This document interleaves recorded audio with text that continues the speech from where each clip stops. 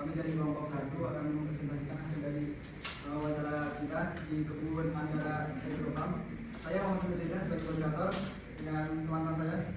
Saya Muhammad Adi Rahman. Saya Nazil Zainal. Saya Presiden Ajiba. Saya Reza. Saya Pandu. Oke, ini langsung saja lanjut ke materi. Yang pertama ada pendahuluan yang akan disampaikan oleh saya sendiri. Pertanyaan modern menghadapi keterbatasan lahan, perubahan iklim dan meningkatnya kebutuhan pangan. Hidroponik menjadi solusi karena efisien, tetap berperan efektif dan mampu menghasilkan standar bobot berkualitas tinggi secara stabil. Meski menjadikan strategi tetap memiliki risiko seperti gangguan hama, cuaca, dan etis. Kajian ini membahas penerapan teknologi, model bisnis dan strategi komunikasi risiko pada budaya standar bobot hidroponik. Lanjut pada materi yang kedua yang disampaikan oleh Lina. Pada Lina, silakan. Materinya ada tujuan yang pas. Yang pertama itu menganalisis potensi dan kelayakan usaha budidaya standar bobot hidroponik termasuk peluang pasar dan tantangannya. Yang kedua, mengetahui teknik budidaya hidroponik yang paling efektif untuk menghasilkan standar bobot berkualitas. Yang ketiga, merumuskan perencanaan bisnis yang mencakup modal, biaya operasional, pendapatan dan strategi pemasaran. Yang keempat, mengidentifikasi pengaruh faktor internal dan eksternal seperti nutrisi, media tanah, pupuk, pH, EC, dan manajemen pada sektor terhadap pertumbuhan dan perkembangan standar bobot. Baik, terima kasih kepada Lina. Lanjut kepada materi selanjutnya yaitu prinsip teknologi yang akan disampaikan oleh Nazil. Prinsip ekonomi. Sederhananya, yang pertama, sistem air dan nutrisi. Menggunakan sistem hidroponik tertutup sehingga air dan nutrisi dipakai ulang dan tidak terbuang. Yang kedua, pengendalian hama terpadu. Greenhouse dan pelaku dipakai untuk mencegah hama-hama, pestisida, kimia berlebihan. Yang ketiga, substitusi input organik. Mengganti sebagian nutrisi sintesis dengan pupuk cair atau bioponik. Yang keempat, energi terbarukan sederhana. Pemakaian panel surya dan timer untuk menghemat listrik dan mengurangi jejak energi. Yang kelima, pengendalian hayati. Menggunakan predator alami atau edible, jamur antagonis dan tanaman pengusir hama. Yang keenam terakhir, biodiversitas. Menanam berbagai jenis lada dan tanaman herbal untuk menurunkan risiko hama serta meningkatkan stabilitas sistem. Terima kasih. Baik, terima kasih kepada Nazil atas penjelasannya. Lanjut pada materi selanjutnya yaitu model bisnis dari standar bobot yang akan disampaikan oleh Lisa. Di sini ada model bisnis. Yang pertama ada kayak partner, yaitu tengkorak sebagai pembeli utama dan penyediaan suplemen vitamin dan perlengkapan hidroponik. Terus ada kayak bisnis, yaitu pembibitan menggunakan media busa. Terus pemasaran tanaman di instalasi pipa hidroponik dan pembersihan rutin saluran air agar aliran air tetap lancar.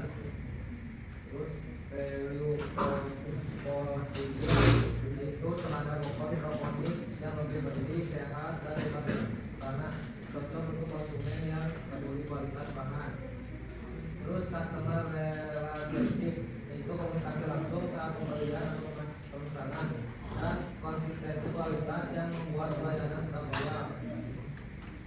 Terus customer engagement yaitu pelanggan loyal yang telah pelanggaran sejak awal dan membeli secara rutin, dan penjual atau pengepul yang membeli dalam jumlah besar untuk dijual kembali.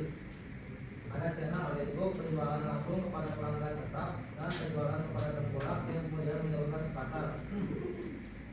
Resur yaitu lahan seluas 10 batas sebagai tempat produksi hidroponik. Terus instalasi hidroponik dengan pipa air dan media tanam bisa. Kos struktur biaya listrik dan air sekitar 200.000 per bulan.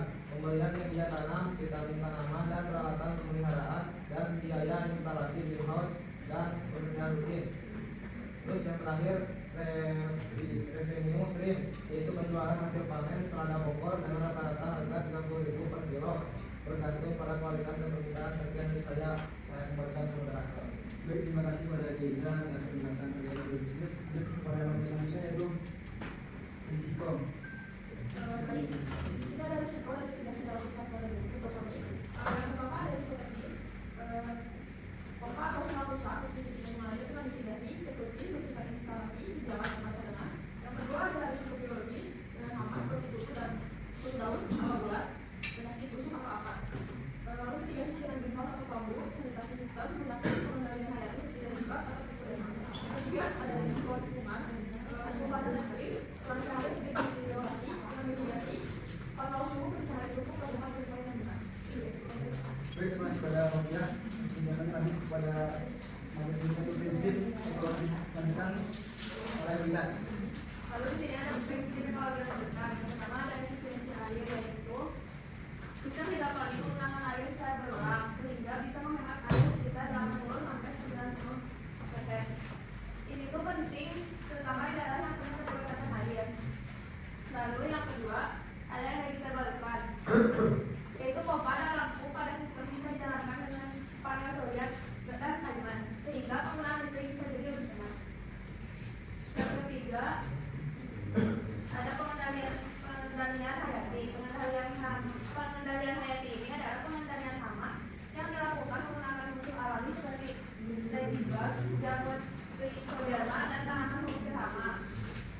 Cara ini tuh lebih aman dibanding dengan pestisida kimia. Lalu yang keempat ada biodiversitas, yaitu menanam berbagai jenis lada dan tanaman herbal yang dapat meningkatkan kestabilan ekosistem dan membantu mencegah serangan hama secara alami. Baik, terima kasih kepada Rodia. Lanjut ini analisis oleh Abdi. Tabel komponen biaya, komponen benihnya, komponennya adalah benih, harganya 8.000, dan vitamin atau nutrisi harganya 150.000, listriknya 200.000, dan total biayanya adalah 358.000. Tabel sumber pendapatannya dalam luas lahan 140 tanaman dengan harga 150.000 per kilo, dan total pendapatannya adalah 4.200.000. Baik, terima kasih kepada Abdi. Lanjut analisis umum oleh Dan.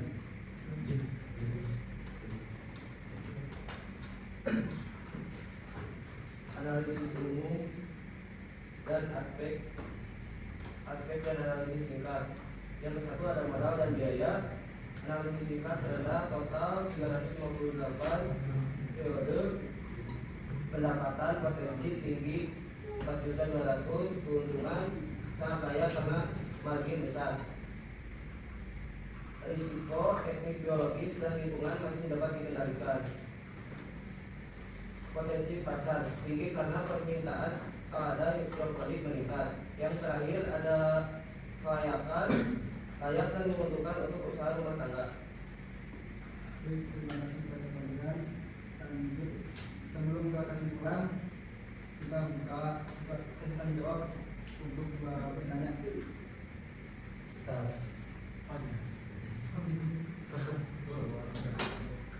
Satu, dua, tiga. Iya.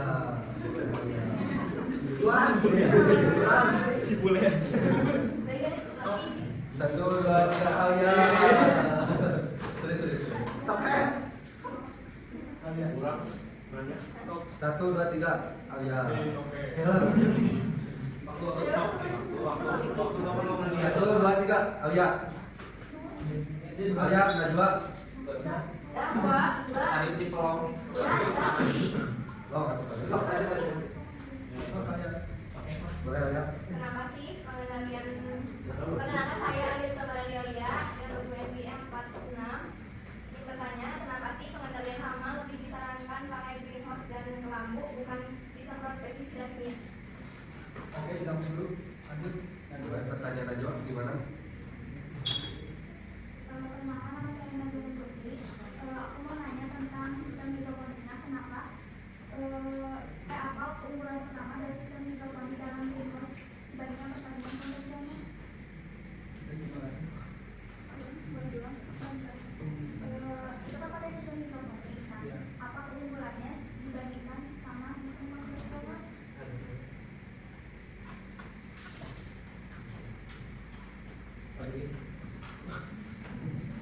Fajri.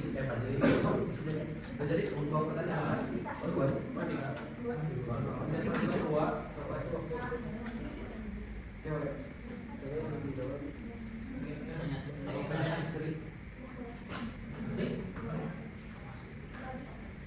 Mas. Saya izin menjawab pertanyaan dari Alia. Karena greenhouse dapat mampu itu mencegah hama masuk sejak awal. Jadi tanaman lebih aman tanpa perlu sering menyeruput pestisida. Selain lebih ramah lingkungan, penyebab pestisida selain lebih ramah lingkungan, selain ini juga bikin tanaman bebas residu.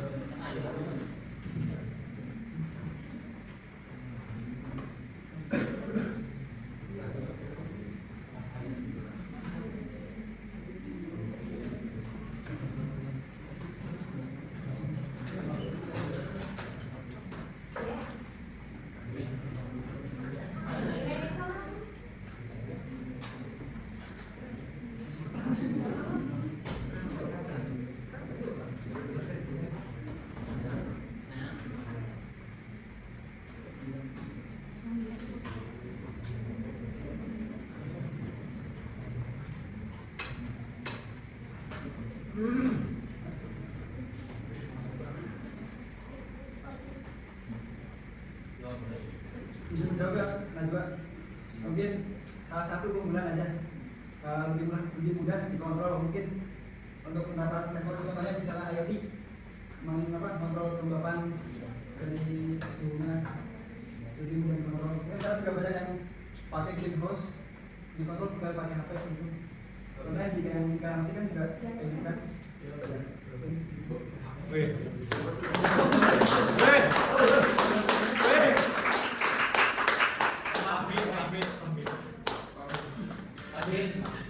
Saya lanjut ke sesi terakhir yang kesimpulan oleh Pak Hid.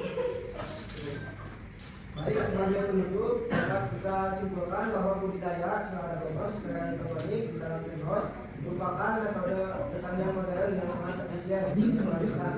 Sistem ini mampu menghemat air hingga 80-90%, menjaga kualitas tanaman serta mengurangi tanaman hama melalui penerapan greenhouse. Dari sisi teknis dan ekonomi, hidroponik secara global memiliki biaya operasional yang relatif rendah, namun memberikan potensi pendapatan yang tinggi. Analisis kami menunjukkan bahwa usaha ini hanya dijalankan karena bagi keuntungan besar, berpeluang dasar stabil dan peningkatan konsumen terhadap penggunaan hidroponik terus meningkat. Oke, mungkin cukup sekian dari presentasi kelompok 1. Kami dari kelompok 1